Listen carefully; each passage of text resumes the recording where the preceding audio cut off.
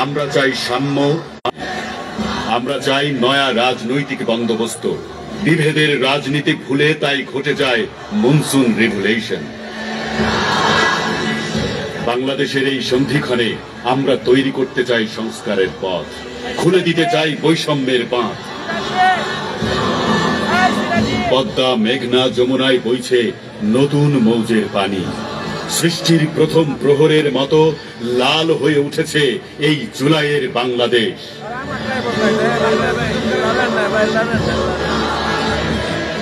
শহীদের রক্তের শপথ নিয়ে আগামীর বাংলাদেশ গড়তে রাজপথে আসছে নতুন রাজনৈতিক দল, জাতীয় নাগরিক পার্টি, ন্যাশনাল সিটিজেন্স পার্টি।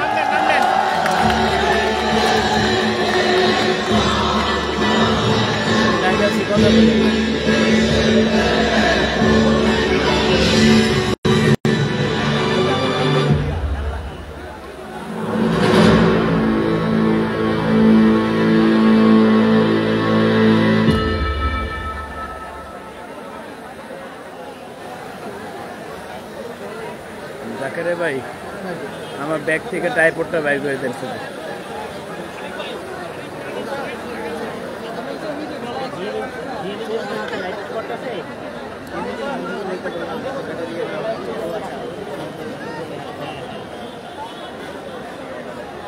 জিজ্ঞেস করে লাইভ করবে কিনা এখন তো এটা তো লাইভ করা উচিত, এখন এই জায়গাটা তো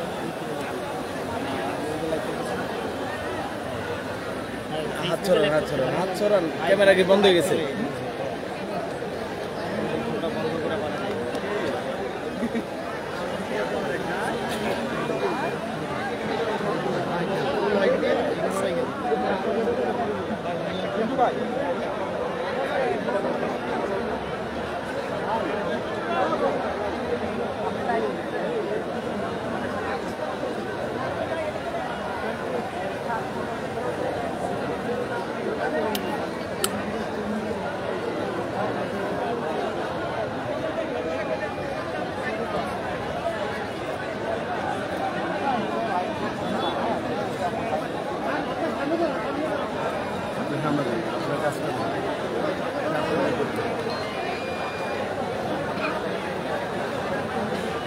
করেন ভাই, ডিজাইনার দেন, একটু গুমরাও দেন।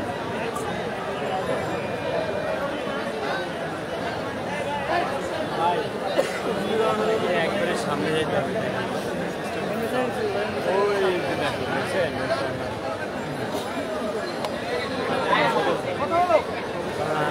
আমি তো ওখানে বক্তব্য বা লাইভ দিতে পারবো না, মানে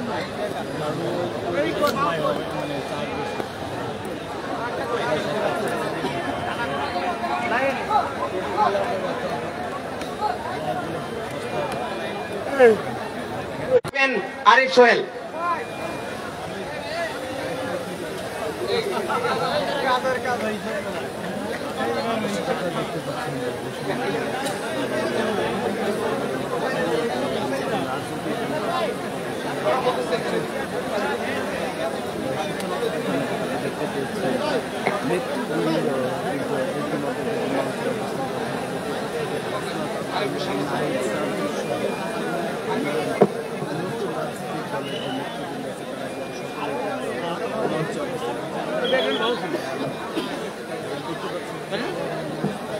ওইখানেই না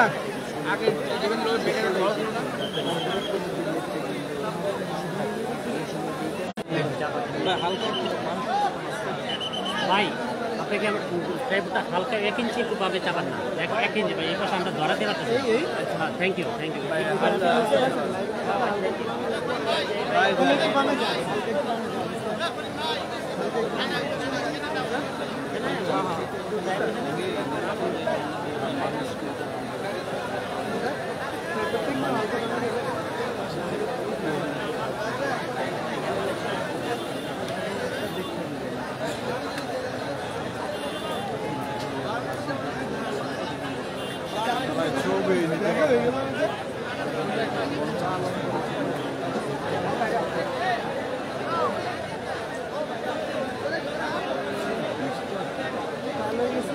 দাদা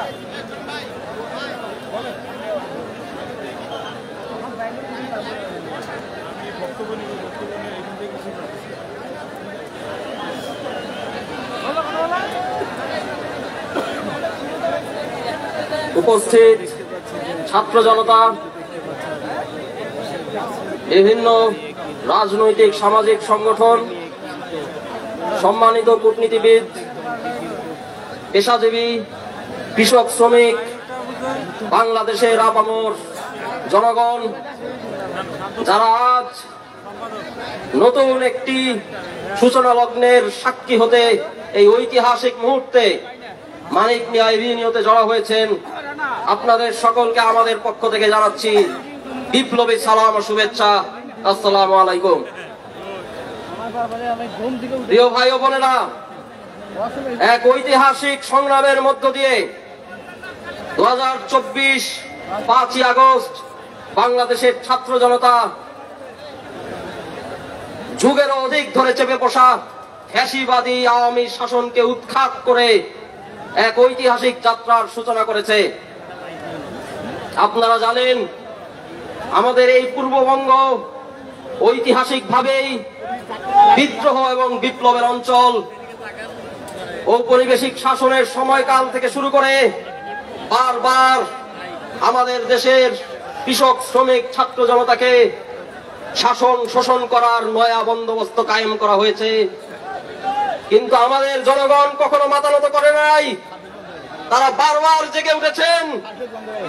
1857-তে জেগে উঠেছেন, 1947-এ জেগে উঠেছেন, 71-এ জেগে উঠেছেন, 90-এ জেগে উঠেছেন।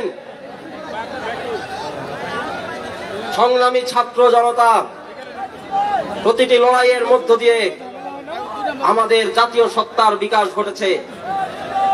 ঐতিহাসিকভাবে এই বদ্বীপে বারবার এই অঞ্চলের উপরে বৈদেশিক পাশবিক শক্তির লোলুপ দৃষ্টি পড়েছে।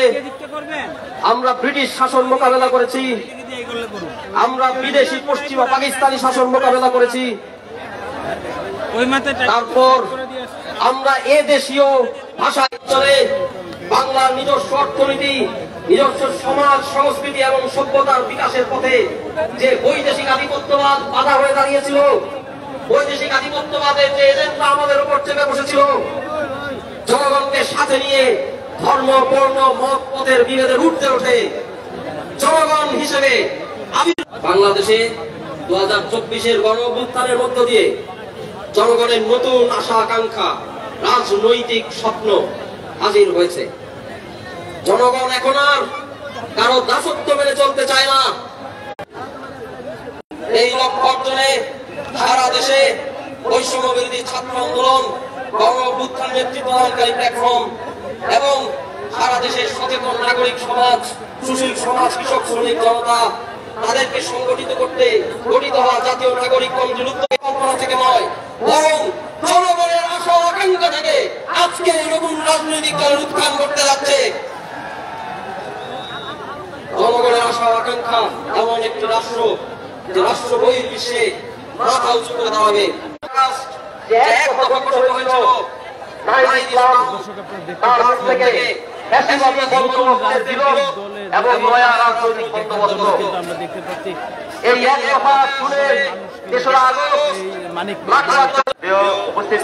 আমরা জানি জুলাই গণ অভ্যুত্থানে নারীদের অবদান ছিল চোখে পড়ার মতো। নারীদের এই অগ্রগণ্য ভূমিকার কারণে আমরা দেখেছি আমাদের বৈষম্য বিরোধী ছাত্র আন্দোলন একসময় গণ অভ্যুত্থানের রূপ নেয়, এবং এই বৈষম্য বিরোধী ছাত্র আন্দোলনের যে গণ অভ্যুত্থান, সেই গণ অভ্যুত্থানে আমাদের নারী নেতৃত্বের প্রতি আমরা আমাদের জায়গা থেকে সর্বাত্মক। আসসালামু আলাইকুম, সবাইকে ধন্যবাদ জানাচ্ছি আজকে আমাদের এই নতুন বন্দোবস্তের শুভ মুহূর্তের সাক্ষী হতে আসার জন্য। আমি স্বপ্ন দেখেছিলাম যে এই বাংলাদেশে এমন একটি শক্তির উত্থান ঘটবে যারা শুধুমাত্র বাংলাদেশ বন্ধুই হবে, যারা শুধুমাত্র বাংলাদেশকে আগে রেখে চিন্তা করবে।